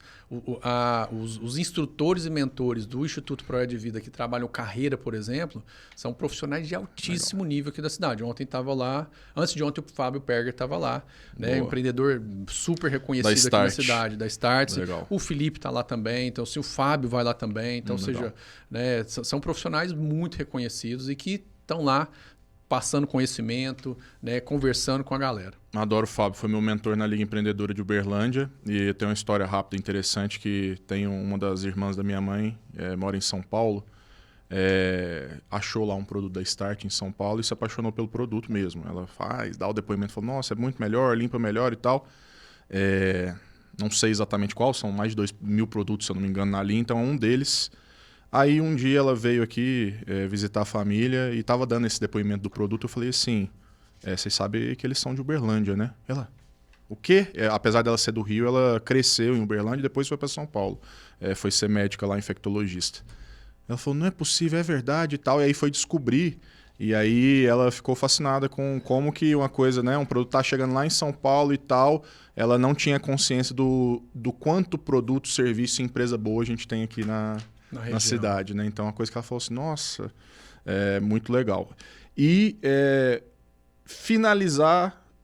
a finalização, eu queria que você falasse um pouquinho mais sobre essa questão que você falou, que é a essência de tudo, um pouquinho mais desse novo projeto que está sendo para, depois você vai amplificar a mensagem dele, da educação empreendedora. Tá ótimo. Como é que é, para quem é? Bom, a Lansap é para empreendedores e empreendimentos. E a gente vai trabalhar tanto o aspecto pessoal, né? Ou seja, as questões que precisam ser consolidadas, né? No empreendedor, porque o empreendedor vive muitas angústias. E o problema do CEO, do empreendedor, é que ele tem uma carreira muito sola, ele é muito solitário.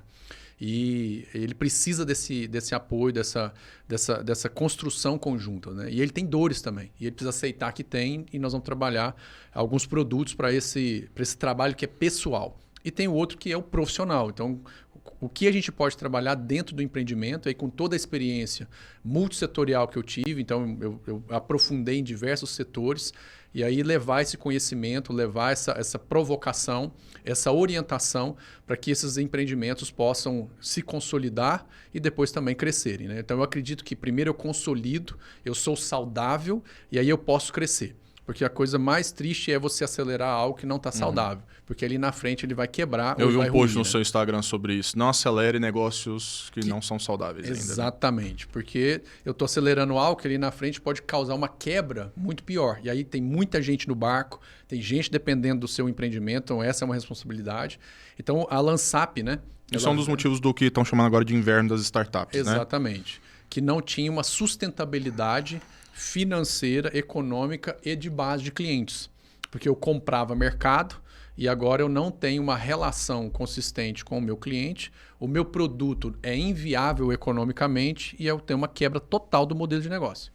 Então, o que a gente vai fazer é justamente trabalhar essa perspectiva para que essa startup possa crescer, depois essa empresa possa buscar funding, qual tipo de funding, qual tipo de negociação ela deve fazer para que também ela não seja enforcada, o empreendedor seja enforcado. Então, ou seja, trabalhar todo esse processo para que o negócio possa ser impulsionado, que é o meu propósito, que é impulsionar pessoas e negócios. Boa. E agora, Ricardo, mensagens finais aí para o pessoal que vai assistir. Hoje estamos gravando, né, para lançar em breve, mas já deixo o pré-convite para depois a gente fazer um ao vivo também, tá? Na próxima vez. E mensagens finais aí, tudo que você quiser fazer, suas redes sociais, gostei, como falei, e falei de forma muito transparente. Gostei muito do seu Instagram, muito. Falando de princípios, falando de uma maneira clara. Às vezes tem umas caixinhas de pergunta lá e você não foge, né? Responde de forma objetiva. Então, fica a minha recomendação e fala aí quais redes que as pessoas podem te procurar. O Ricardo tem feito também um trabalho, né, amplificando as suas mensagens, tem feito um trabalho de palestrante também, né? Sim. Eu vi que esses dias, se não me engano, você estava em Curitiba. Estava, um evento gigante lá. Tinha muita gente lá. Tinha muita gente, bem grande. Tem um outro agora grande também que eu vou fazer. Assim, palestras eu já dou há muito tempo, né? Que é parte desse processo. A gente tem o Família e Negócio aqui em Uberlândia. Então, O que é o Família Negócio? É uma reunião que a gente faz lá na comunidade da Zona Sul, em que a gente reúne para tratar desse tema. Então, eu trato da pessoa e trato do empreendimento. Então, lá tem técnica de como é que você, por exemplo, estrutura uma equipe de vendas. E tem técnica também como é que você se comporta como líder de uma equipe de vendas. E como é que você deve, a partir da sua família, ou você pode, a partir da sua família, aprender como é ser um bom vendedor. Então, porque não existe fronteiras, né? A gente está o tempo inteiro vendendo. Você está vendendo no lugar que você quer ir hoje à noite. Você está querendo vender as férias que você vai tirar. Então, assim, vamos tirar essas férias aqui. Aí você vai vender as férias. Então, nós somos todos vendedores, estamos vendendo o tempo todo, né? Isso é nativo e natural do ser humano. Então, a minha jornada, ela vem de palestras, ela vem de eventos, e agora nós estamos indo com essa jornada com a Lansap. Bom, a minha mensagem final é, sem dúvida alguma, para os empreendedores, que eles devem investir neles mesmos, nas pessoas que trabalham com eles e principalmente em educação e em construção de habilidades que vão fazer eles funcionarem bem. Então, foi o que me fez, sem dúvida alguma, chegar até aqui.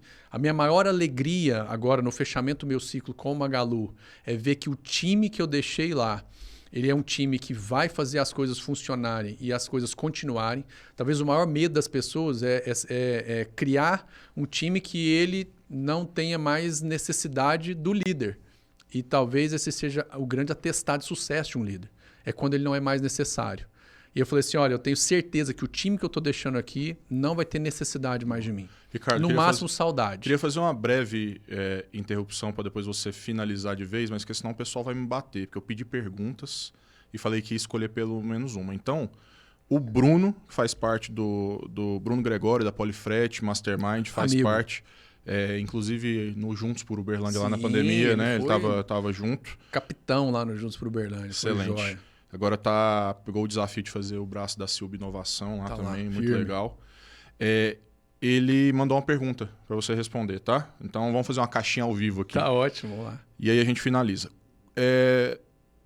Ricardo, bom falar com você. Como investidor, então no seu papel investidor, como investidor de startup, você conseguiu enxergar algum padrão nas dificuldades dos empreendedores? Por exemplo, se a maioria tem dificuldade em critérios como escala, captação, se sim, quais são as ferramentas e as dicas que você dá nesse padrão que você achou aí nos possíveis investidos? Algo que sempre eu percebo assim, é a ansiedade e a falta de compatibilidade da proposta, assim, do timing do negócio com a ansiedade que eu tenho de fazer aquele negócio virar um negócio de milhões de reais e de escalar. Então, a ansiedade me faz usar alguns tipos de atalhos e alguns aceleradores, alguns anabolizantes. E aí eu me torno ineficiente porque eu tenho dinheiro e eu não consigo consolidar a consistência dos processos, do produto e das pessoas. E aí essa ansiedade faz com que eu acelere o tempo, eu tome atalhos. E eu não crio a consistência necessária para que a conquista, o sucesso que eu tive, ele possa permanecer e ser mantido e depois ampliado. Então, para mim, tudo passa pela ansiedade. Essa necessidade que a gente tem, às vezes, de crescer rápido demais, de ser grande demais. E é o que a gente está vendo agora. Então, esse sucesso que algumas alcançaram, agora virou um grande regresso e uma quebra. Então, para mim, o sucesso que não é fruto de um processo, ele depois é um regresso.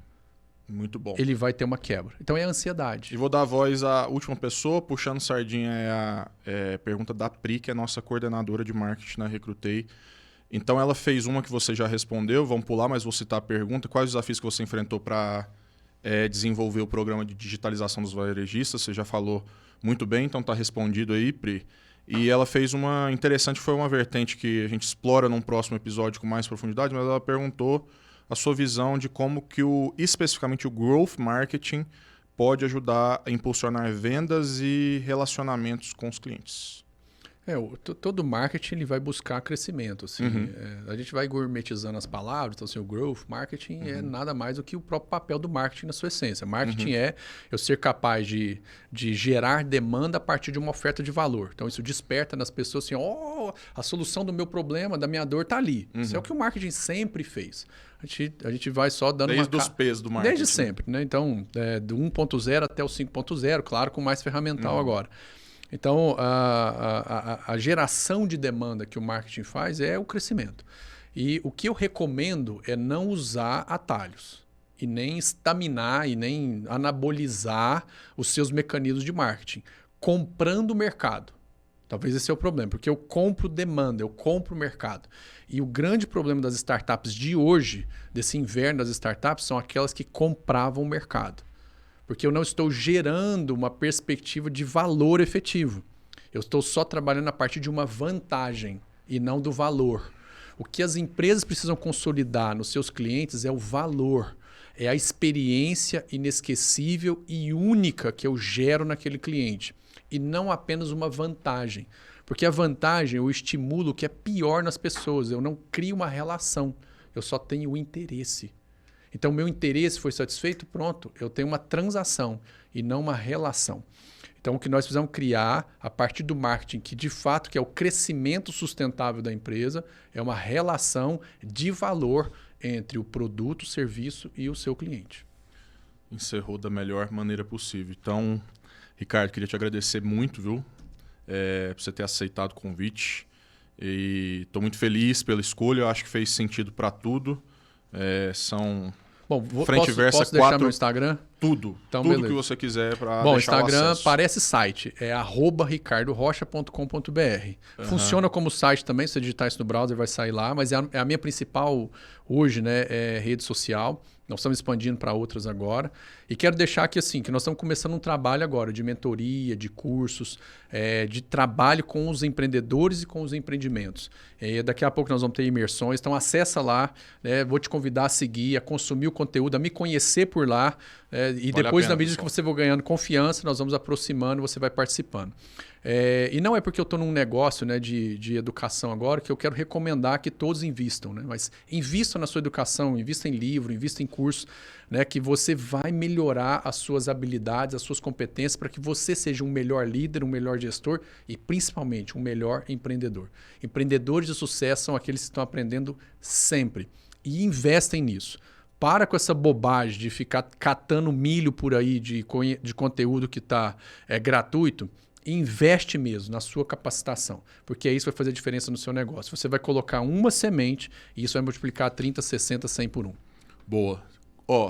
Sulfite frente e verso, 4 folhas, vamos dizer aí, de aprendizado. Obrigado, viu? Aprendi muito com você e tenho certeza que vai ser um excelente episódio que a gente vai lançar. Obrigado, Ricardo, de verdade. Obrigado, Paulo. Valeu. Obrigado à equipe que está aqui, Valeu, maravilhosa pessoal. aqui. Obrigado, até o próximo Recrutei Podcast, o lugar de pessoas que realmente acreditam em pessoas. Até a próxima. Valeu. Recrutei Podcast. Esse podcast é um oferecimento da plataforma Recrutei, a melhor plataforma de recrutamento e seleção do Brasil.